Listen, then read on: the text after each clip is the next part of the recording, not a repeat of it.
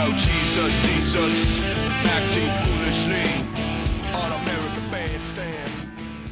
Hello friends, Jay-Z here with Flashpoint Radio. It is Tuesday, May 7th, 2013, and on tonight's edition, we're going to look at the Syrian-Israel conflict. We'll look and see what Barack Obama had to say at the Ohio State commencement this past weekend. And we will also look at, well, what a tyranny is, what it might look like, and what's going on now in your life in regards to that tyranny. I took about a week and a half off, spent some time with my family, spent some time away from the city, and quite frankly, my wife and I are pondering a move, pondering a complete altered path for our lives. We're thinking about becoming farmers, so we're praying on that, seeking God's guidance. It's consuming a lot of our time and a lot of our thoughts, so if there are some lapses in Flashpoint Radio, I apologize. It is my intent to continue to bring the truth, to bring news articles, to bring quick, concise data points for you to consume that might make you question what you thought was solid in your life before. So we're going to be praying. Any prayers, we will accept those, of course. You can never have too many prayers. That's how I got through my youth. But we're going to start this evening with the Middle East, Syria and Israel, from Sky News. Israel rocket strike on Syria military site. This is from Sunday. I believe the strike was on Saturday. Syria says strikes on targets near Damascus, believed to have been carried out by Israel, open the door to all possibilities. And Assad and his regime have come forward saying they will retaliate in their own time. We've got actual footage of one of those strikes. This is from YouTube. Let's see what that looked like.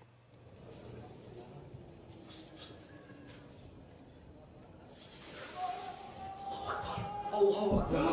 Allahu Akbar. Allahu Akbar. Yeah, that's real. I mean, this is war. This is what war looks like. There's a reason our government doesn't want to show you these things, and you have to look on YouTube and independent media, because they try to make you think that war is a noble effort. It's not a noble effort unless you're defending your homeland. We're not defending our homeland anywhere our bases are around the globe. So I'm not sure about that, but this is what war looks like, and believed to have been carried out by Israel is what this article says. It was they claimed responsibility. They said they were making strikes against Hezbollah and arms coming from Iran. Of course, arms coming from Iran through Syria and into Hezbollah against Israel. It's a very good enemy to have, and it allows you to do a lot of these things. From the Christian Science Monitor, Israel tries to tamp down Syrian anger after killing dozens of its elite soldiers. So yes, if they were simply trying to take out weapons being transported from Iran to Hezbollah, then, isn't it a little bit coincidental that dozens of elite Syrian forces were killed in the process? I don't know. It seems like maybe Israel might be trying to stoke the flames of civil war in there, where, Assad's regime is fighting against Al-Qaeda, and the same Al-Qaeda that's backed by our dollars, your tax dollars. But we'll see what happens. That's something to watch. It turns out Syria's made these claims of retaliation against Israel before, and nothing has ever come of it. But Assad's backed into a corner, and you really can't count anyone backed into a corner down. They could do a number of irrational things, but it's something to watch globally. On the same topic, from the Daily Mail, UN accuses Syrian rebels of carrying out sarin gas attacks, which had been blamed on Assad's troops. So the red line that was supposedly crossed, Chuck Hagel said, we kind of think that they crossed the red line of using chemical weapons. Now, they may be talking about a different instance, but this is a UN investigator, which, okay, it's the UN. I don't like them. I want them out of my country. I don't want any of my tax dollars going to them. But they've probably got some people actually doing real work and reporting real news and truth. But they say that the rebels have chemical weapons, and they're the ones using it and being blamed on Assad's troop. That's called false flag. And, with all of the aid given to these rebels by NATO, i.e. you and me and other Western-backed countries, or Western countries, it's question, how did they get these chemical weapons? I don't know. But watch that. So the red line might have been crossed by the rebels. So when the neocons, Lindsey Graham and John McCain, come forward and say we have to do something, you need to remember this. You need to remember this, because if the government, if both sides of the government, if the president and the Congress, the Democrats and the Republicans start agreeing on something, and especially if it's a war, watch out. That's a bad thing. That is a very bad thing. A good boil down of the entire thing from Infowars.com, Kurt Nemo. Establishment media spins Al-Qaeda's use of chemical weapons in Syria. And some of them are even claiming that it won't be anything like Iraq. This time, it will be different.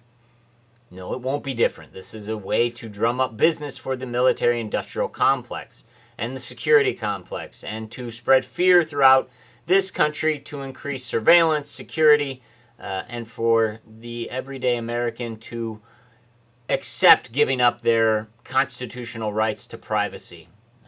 That's what a tyranny is.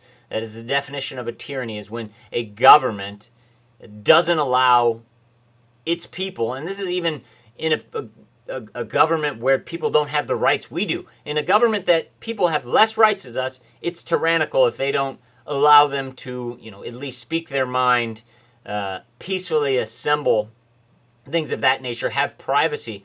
But no, in even our country, we have all of these tyrannies coming upon us, but nobody even wants to say it's a tyranny. And in fact, as we're going to see from this next video, our president says don't even listen to them. Let's see what they had to say at The Ohio State's commencement over the weekend. Unfortunately, you've grown up hearing voices that incessantly warn of government as nothing more than some separate, sinister entity that's at the root of all our problems. Some of these same voices also do their best to gum up the works. They'll warn that tyranny is always lurking just around the corner. You should reject these voices. Reject voices that warn about government tyranny. Could that be Alex Jones? I don't know. He could be talking directly to him. Could it be Glenn Beck? Could it be anybody? Could it just be the overall liberty movement? Probably. That's what he's talking about. But reject voices that warn about government tyranny. Kind of like it's a conspiracy. But, I mean, what is a tyranny? Would a tyranny be something when the government knew everything you did and could use it against you at any time? Or when a government could come into your home for any reason, simply by stating that there's a threat? Well, let's look at two articles that detail that. The first is from The Guardian. Are all telephone calls recorded and accessible to the U.S. government? A former FBI counterterrorism agent claims on CNN that this is the case. This is former FBI counterterrorism agent Tim Clementi. And I've actually got some video. The audio is very, very bad. So I apologize for that. But it turns out that this admission on national television, on the mainstream media, is not allowed to be disseminated on the, independent channels and throughout YouTube outside of the mainstream channels. Why? Because they don't want you to see this. They really, really, really don't want you to see this. But this is, who is it? Erin Burnett, I believe her name is, interviewing him. And this is just a short clip of the exchange. At this point, but if it's not a voicemail, it's just a conversation. There's no way they actually can find out what happened, right? Unless she tells them. No, there is a way. We certainly have ways in national security investigations to find out exactly what was said in that conversation, the questioning of her. So somewhere it's being digitized, or they can actually get that. Because people were saying, look, that wouldn't be possible. It's pretty incredible what you're saying. No, welcome to America. All of that stuff is being captured as we speak, whether we know it or like it or not. Note to self, as Deb Farrick just said here, yeah.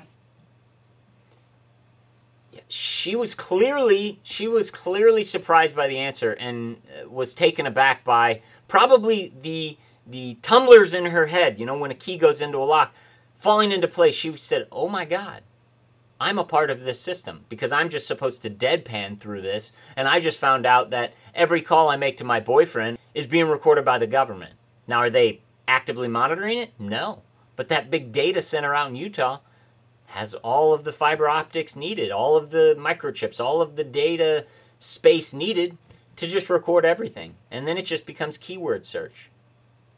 So yes, your phone calls are being recorded by the government. All of them. Everything. And not just phone calls, of course, emails, text messages, everything. Your communication. And it goes back to Clinton, the Federal Communications Act, Alex Jones talked about back in the 90s. Was re-upped by the Patriot Act through George W. Bush. And now Barack Obama is deciding to close the door on our freedoms.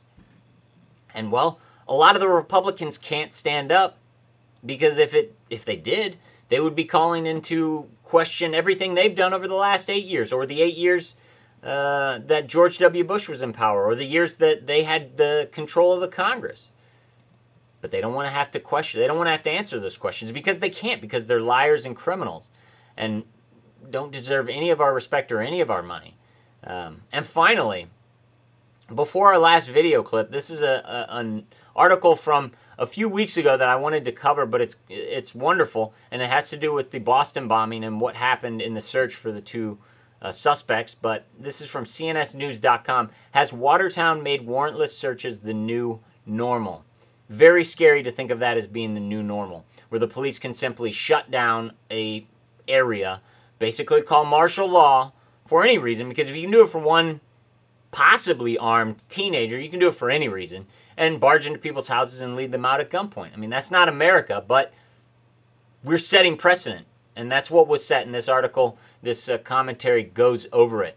And, well, just to tie everything together for neocons, for people who say, yeah, that Obama, man, he sucks. He's coming after our freedoms, and he's so hateful, and he doesn't care about the Constitution.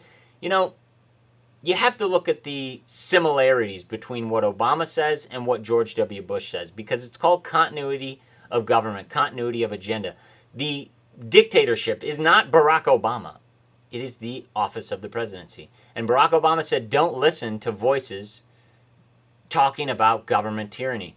Do you believe that? No. So would you, going back in history, why would you believe this? Now watch this from George W. Bush speaking to the United Nations. Let us never tolerate outrageous conspiracy theories concerning the attacks of September the 11th. Malicious lies that attempt to shift the blame away from the terrorists themselves, away from the guilty. He makes it a point to call into question those conspiracy theories. Makes it a point.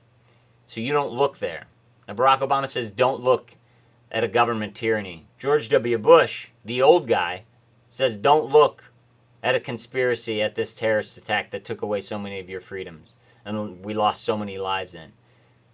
Maybe you should start looking at both sides and understanding that they're paid for by the same interests and that they're saying the same thing from two different sides. One wants one set of your rights, the other one wants the other set. They're equally taking a piece every other time till eventually they come together and they gobble you whole and you have nothing and you're a serf, which you basically are now. Not to be depressing, not to end you on that bad news. But I got to go. Jay-Z signing off for Flashpoint Radio saying God bless. Keep your eyes to the sky and always stand for truth. And spread this around. Facebook, Twitter, do what you got to do. Spread the information. See you next time.